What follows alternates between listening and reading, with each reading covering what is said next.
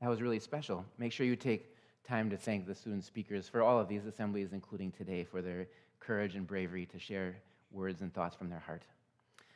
Next, we'll have our guest speaker come forward. So I'll just take a moment to introduce to you Dr. Schoof. She attended Wisco, a graduate, I think, of 2003. Is that the correct year? And then graduated also from Wisconsin Lutheran College. I just pieced together today she was a roommate with my sister at WLHS. So that's crazy. From there, she graduated from the Wisconsin School of Professional Psychology. Dr. Schoof has worked in outpatient mental health care, currently works for Christian Family Solutions. She is one of the senior clinical directors there, and Dr. Schoof specializes in children and adolescent mental health. When she's not working, she's at home with her husband, her 5 boys, 3 dogs, 2 guinea pigs, 1 turtle, and 14 chickens. Let's give a warm Wisco welcome to Dr. Schoof.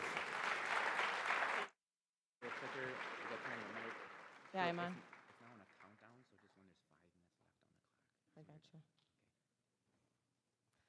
Well, thank you so very much for having me, you guys. I'm really excited to be back after graduating in 2003. We are going to add 10 more chickens this spring, so now we'll have 24, which will be kind of fun. You are going to be getting these slides, so I'm going to skip around a little bit to make sure that I have enough time to give you exactly what I think you need. I really look at when I treat kiddos, what that child or adolescent needs in the moment. And I think you guys need practical tools to be able to take with you if you are struggling. First, I want to give you just a little bit of brain science, okay? So you'll see that there's a book written by Dr. Daniel Siegel called Brainstorm. It really talks about the essence of adolescence, and he kind of loves to always play on words. So he breaks down essence in exactly how you're seeing that on your screen. The first one is emotional spark. You're going to go through 4 different things in your adolescent period. When you guys were little guys, when you were 3, you also went through a giant brain development part, okay? Now, when you're this big and maybe this big, you're probably all taller than I am, you are going to be going through another really large development period in your life and going through 4 specific things. So one of those is an emotional spark. Who feels sometimes like their emotions are out of whack? All of you should have your hand raised. All right?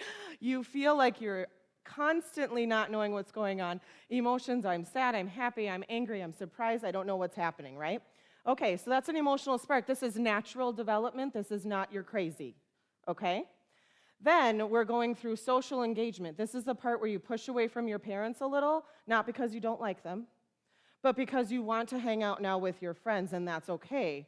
Adults need to realize, and parents need to realize, that this is a very normal part of your brain development. It's one of those 4 things that are happening, okay? Then we're going to go through, first, let's talk about what happened in 2020, guys. That was taken away from you a little bit. We said, we can't go to school. We don't know what this COVID thing is going to do. We can't go to school. How did that impact you? If this is a normal part of development, one of the 4 things that happens, what happened to your brain? Ponder that. I don't have an answer for that question just yet, but ponder that, okay? Novelty. Who likes to do new things that they've never done before? All your hands should be raised again, okay? So yes, we like to do that. That is, again, a normal part of brain development. You're going to go do things. Now, just because it's a normal part of brain development doesn't mean that you're going to make silly choices, right? You're going to do things that within reason your human brain knows is okay, all right? This is a lot like a waterfall. A waterfall has a ton of things happening all at one time, but it's directed in one way, right? We're making choices. The waterfall has a direction, making choices to something that is going to be helpful, not hurtful, right? So novelty is a lot like a waterfall. Then we have these creative explorations. This is where other adults, who also, mind you, were once adolescents, this is where other adults are going to say, man, they just made a stupid choice, right? That's creative exploration.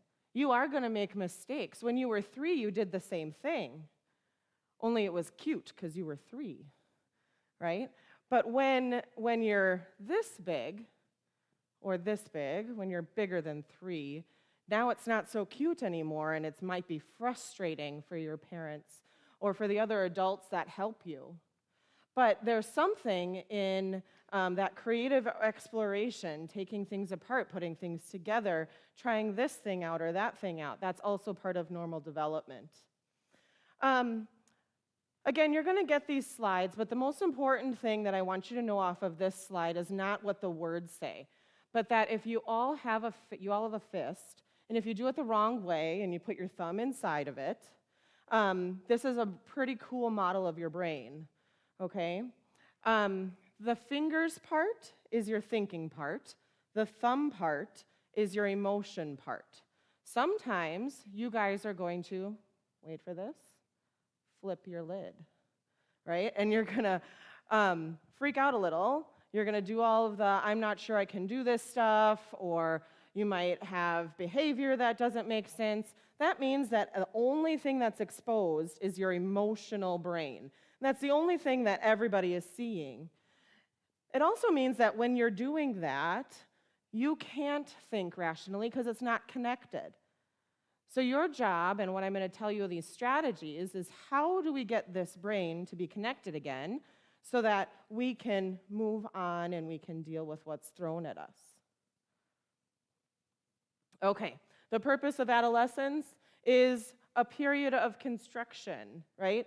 If you drive and you have driven through construction, this is frustrating, right? So other adults might think that this is a frustrating period of time when they're raising kids, when your teachers are like, why didn't they turn in their assignment again, and things like that, okay? But really what we need to have a perspective of is these are vitally important changes. This is simply not this child or adolescent needs to mature. It is vital, vital changes, okay? Creative exploration part. Really, if adults push back and say you shouldn't do this, you should do this, and try to micromanage really all of that things that is happening, we are not giving any brain development to those 4 pieces, particularly creative exploration. Now, this is not an excuse for you to say, but I was just creatively exploring, okay? This is what you can do as part of development, and really having other adults also understand that this is part of your development. It's all about perspective, okay? All right, so let's go through some of this heavier stuff. What are the warning signs of mental exhaustion? What are these things that you feel, maybe, this is not an exhaustive list. In fact, I think we could have many, many slides on what this looks like for you guys. But if you start to notice that you're avoiding social situations, you have anger, irritability, intense emotional feelings. What do I mean by the word intense? I mean, you're not able to function from day to day. You're not able to do things you once did because it's so intense. A lack of ability to sustain focus. Sometimes when we are anxious, we have all those thoughts that Pastor put up on the screen earlier. If you have all those thoughts running around in your brain, do you think you'd be able to focus on math? Not really. You're focused on all those thoughts, which at that moment for you is much more important. You might have a change in sleeping pattern. Now, I also know that, because I was adolescent once, sleeping pattern isn't really a thing for you guys. But if you're getting too much sleep or too little sleep, your body knows what it needs, your brain knows what it needs. If you're getting too much or too little, that's a change for you. If you feel like you have no energy or drive to do anything, much like Grace mentioned earlier, she had no drive to do anything, no motivation, poor hygiene. Maybe you're like, I don't really want to do that. I don't really want to shower today, or I really don't want to brush my teeth. Hygiene. Change in seasons routines is a really significant marker for a lot of people. Around October, November, we start to have something tick up in us, in some people, called seasonal depressive disorder. Or I think there's seasonal anxiety as well, right? We live in the Midwest where we don't get very much vitamin D in these months. Now, today, I think we're getting a little bit of sun, which is kind of nice, but generally, we're not getting those things. So we start to go into these seasons and really aren't looking forward to them, okay? Another warning sign, of course, is talking about hurting yourself, talking about ending your life. We're going to be talking about that a little bit more in a minute. So then what are these solutions?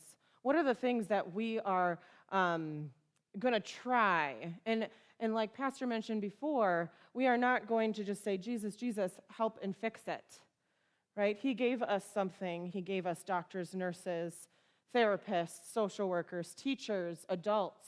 He gave us those people in our lives that will enter your lives at various points on purpose.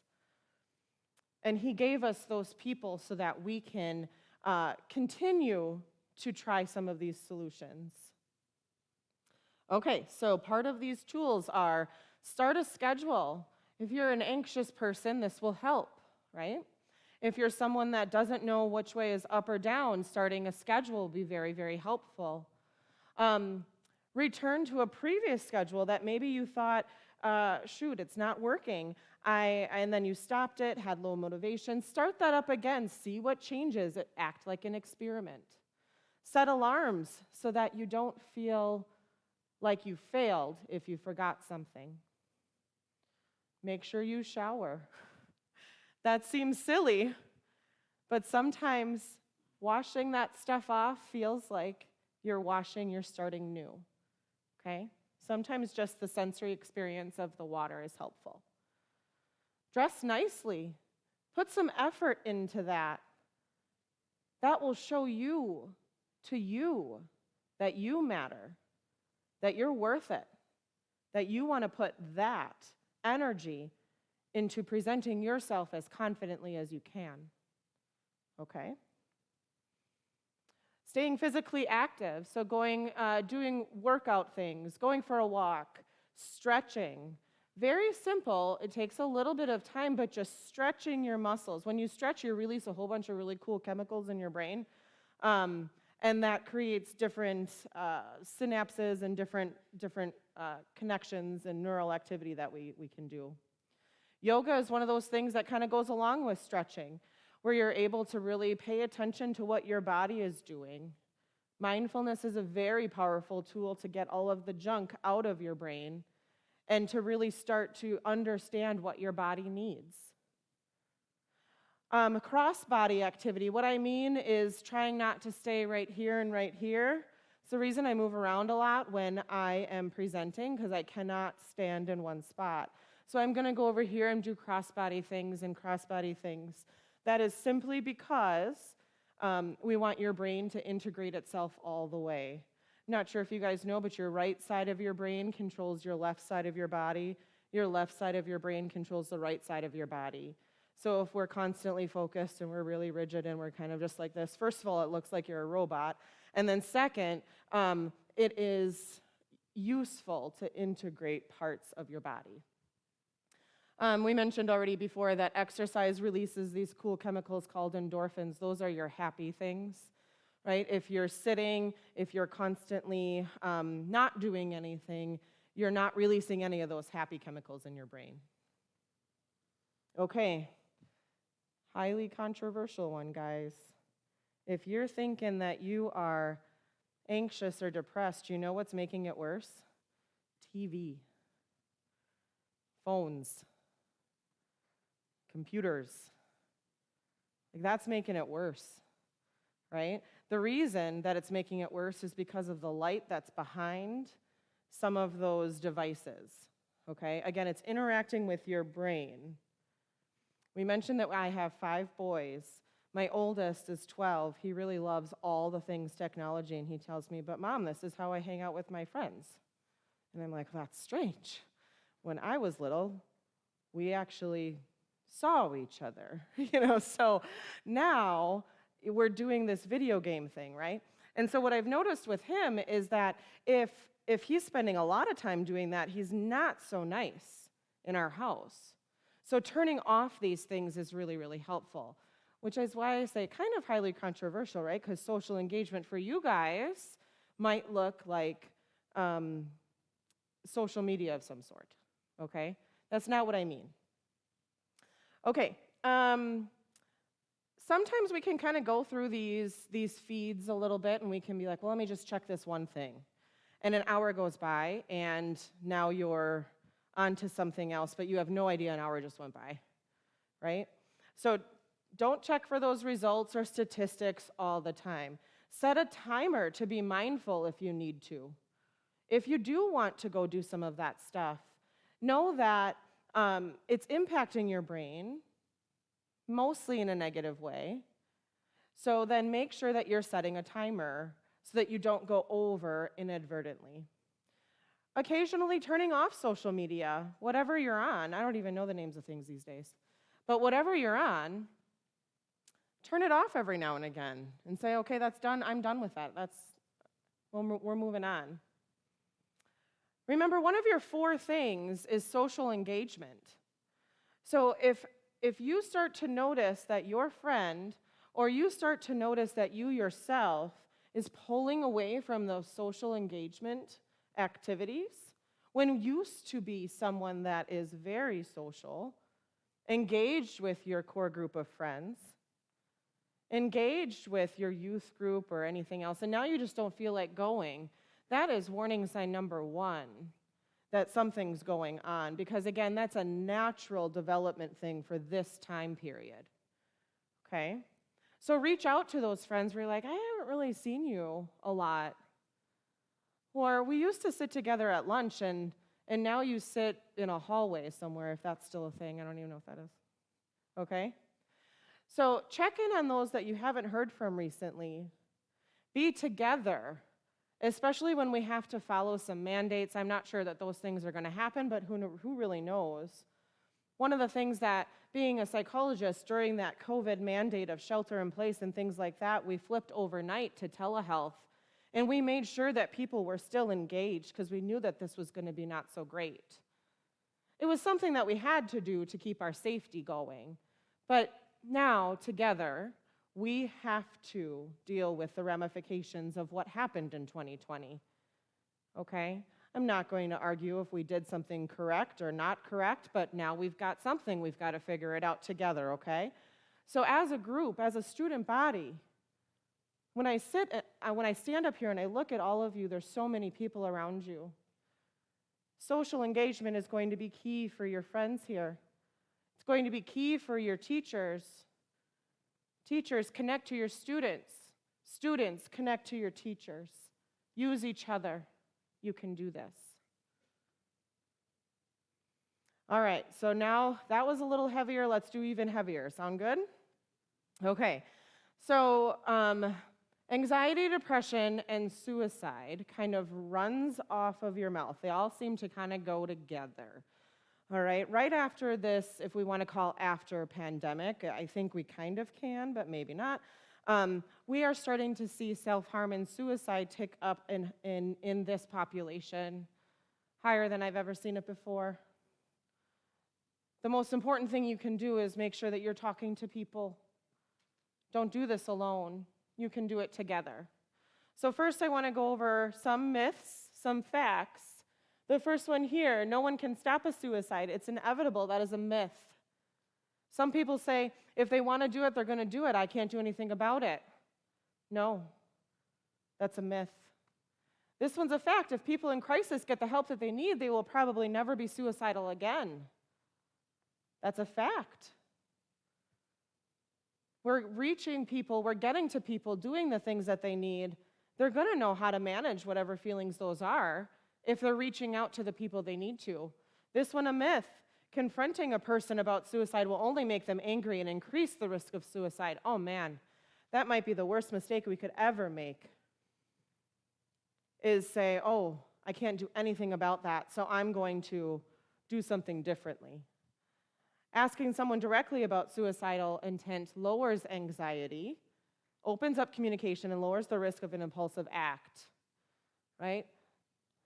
You seem to know right here that my facts are reach out to someone, right? The myths are leave them alone. That is the strategy. So make sure that you're reaching out to the friends that are quieter when they used to not be. Make sure that even if it's hard, be brave, confident, that you know you're taking a step in the right direction if you're someone that feels anxiety, depression, or even suicidal ideation. Just a couple more myths and facts. So first one, suicidal people keep their plans to themselves. That's a myth.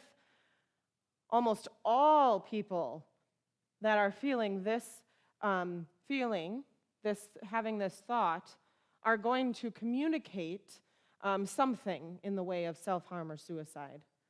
It's our job as the people, the humans that God put in front of you at very specific times in your life. It's our job to notice those things, okay? One of these facts here, most suicidal people communicate the intent sometime during the week preceding their attempt. This is exactly right. Most of them are going to do that. Those who talk about suicide don't do it. Well, that I think we know is all a myth. If you talk about it, that's the person, or if we say something that is alluding to, I might hurt myself, this is something that the person is doing to reach out, okay? Because they're struggling. Listen to those people. People who talk about suicide may try or even complete an act of self-destruction. That's absolutely true. There's lots of things, again, that lead up to significant suicidal ideation and intent. Make sure you're paying attention to your friends. God is giving you circles of people and putting people in your lives at exactly the right moment. Use them.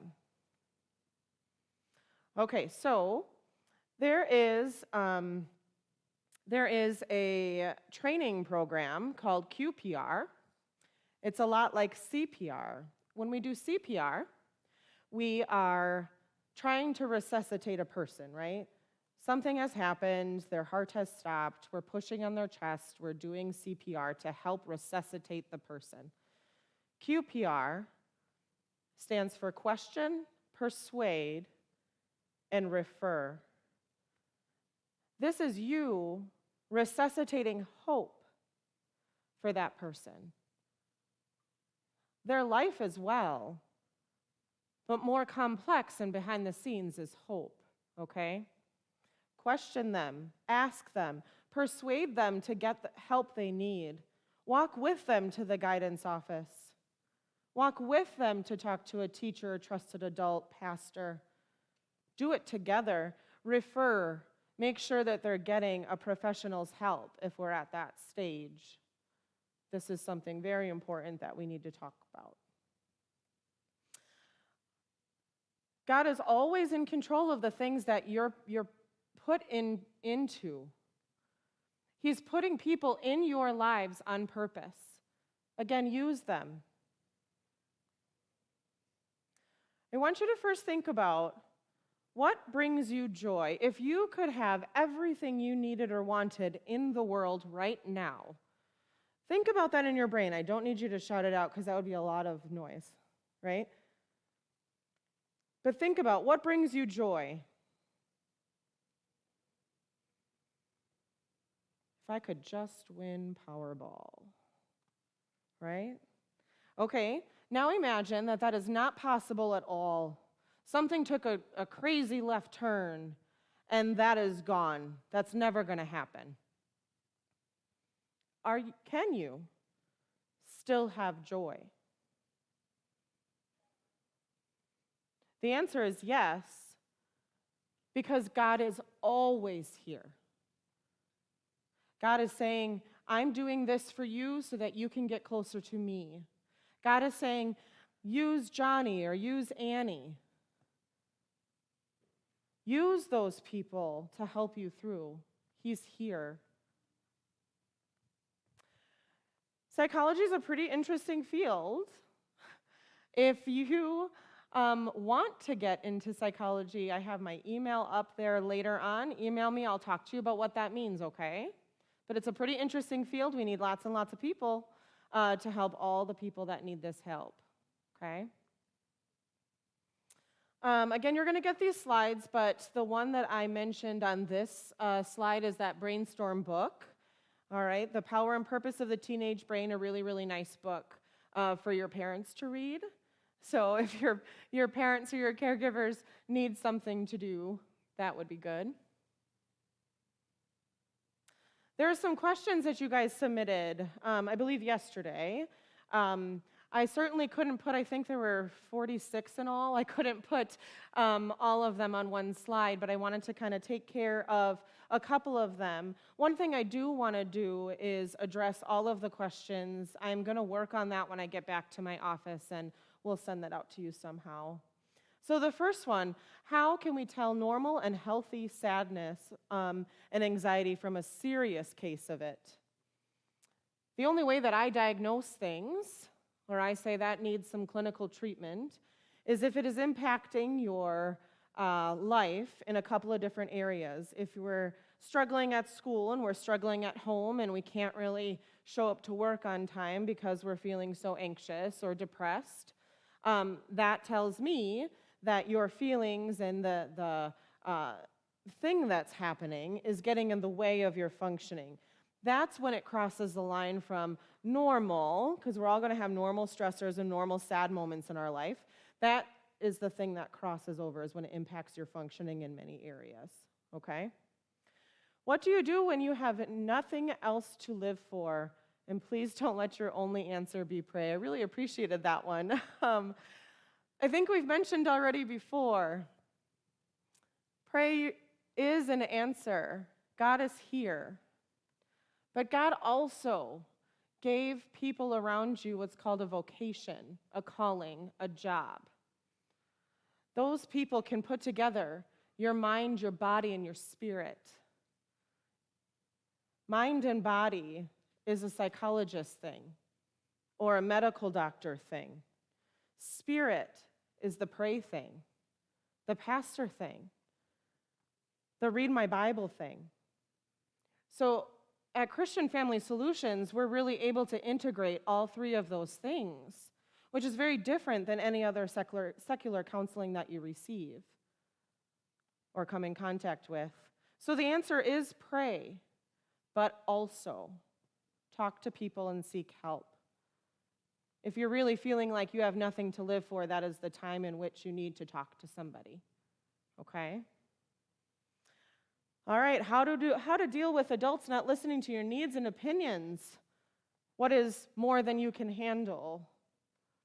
Okay, so first, my question to that adolescent or any of you that feel that same question is, did you tell them? Did you talk to that adult? Because even though adults lived in adolescence and have a fully grown brain, they're still not mind readers. Right? So did we talk to them? Did we tell them, that was too hard for me last night? But do we tell them that in an honest way instead of a way to get out of it? Okay? Talk. Tell them. Communicate. Use the people God is putting in your life. What is the most certain age people go through depression? Now, I put this question up here and kind of picked this one out of the batch because I want to make a point that there's no certain age that people go through depression. At my treatment facility, I do child and adolescent day treatment. What that means is sometimes I see kids 3 hours a day for 5 days a week, and we see 4-year-olds. And those babies, they have depression sometimes, right? And then we also see 15-year-olds and 16-year-olds and 17-year-olds. And those guys, they have depression too. So depression is not conclusive to one particular age group. Some age groups can feel it more than others, but it's not going to happen at a most certain age, okay? And then finally, what do you think schools should do to improve mental health, specifically surrounding bullying and stress? I think later on, Pastor Hebner is going to have a slide filled with all the things that WISCO is doing to do or to help with mental health. But it's really creating conversations, not letting, when we all leave this auditorium, for that to be, okay, cool, we talked about anxiety, depression, now we're going to go to English. Right? Continuing that conversation. At lunchtime, talk to your friends. Talk to your teachers and ask them what they thought of the presentations today, what they thought about the topics, things like that. Again, there's my email. If you'd like to try and email me any particular questions you have, I'm totally cool with that.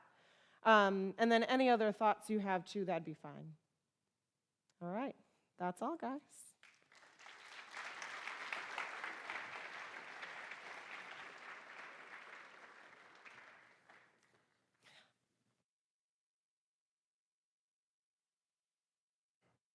Sure, this is on. Thank you. Thanks so much to Dr. Shu for being here today and for being a resource.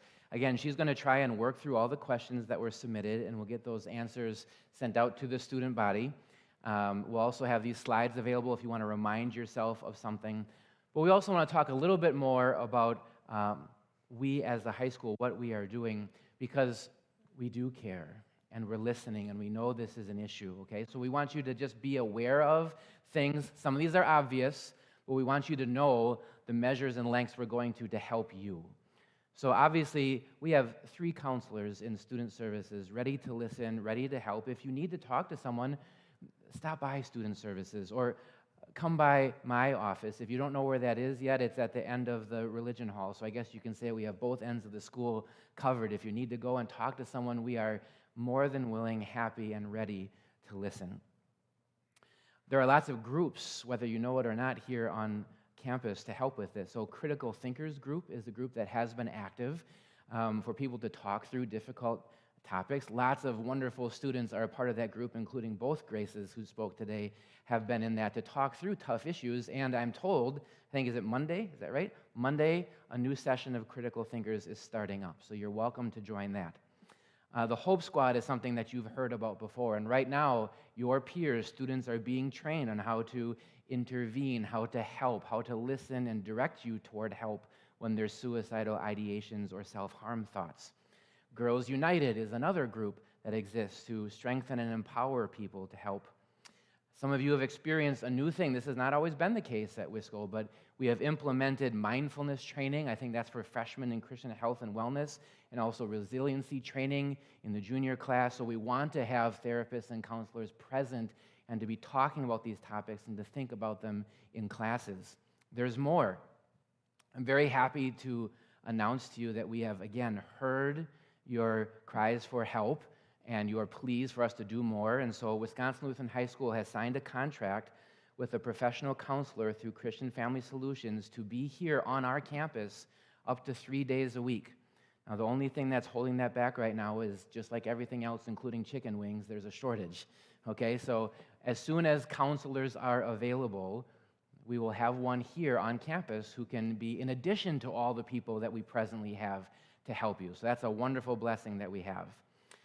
If you haven't taken notice yet, Mr. Lippert has done a lot of awesome things to refresh and revamp the library to be a safe space, a quiet space, catch a breath space. So please take a look at the library and all the things that you can do to kind of catch your breath there.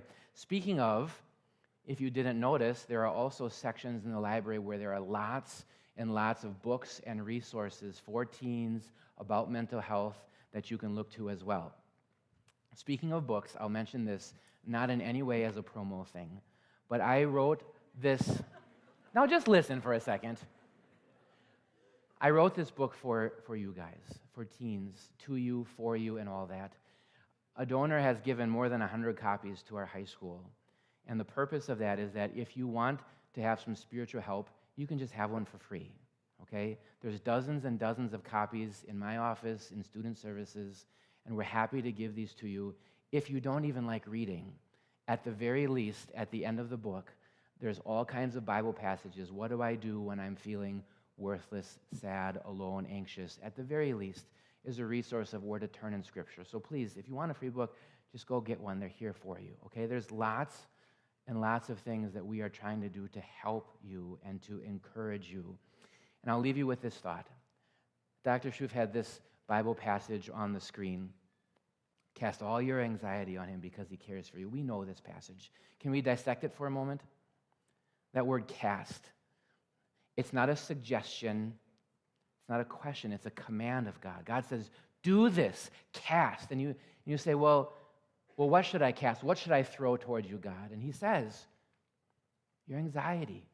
Throw your anxiety toward me. And you say, well, just the big things, God, the really big problems in life that are really troubling me. And God says, no, cast all, anything, big, small, and anything in between, cast all your anxiety. And you say, well, where should I put it, God?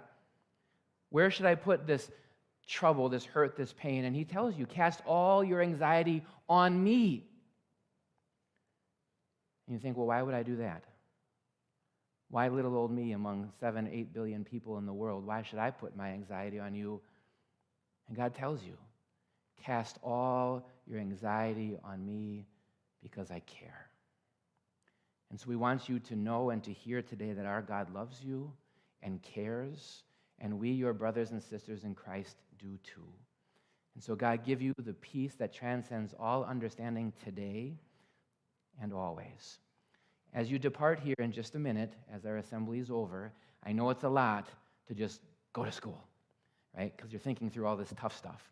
So what we've arranged today is that your teachers are happy to serve you, to talk about this, to think through things. But in particular, all of your religion classes are prepared to talk about this topic today. Because we don't want anyone to just talk about it in one class and wait, I never got to talk about it. And so we'll see how it goes. If your class doesn't want to talk about it or just talk for a couple minutes, that's fine. But you do have a reserved time in every religion class to just think through this a little more and talk about it with your friends and teachers today. Okay? May God be with you and bless you today and always.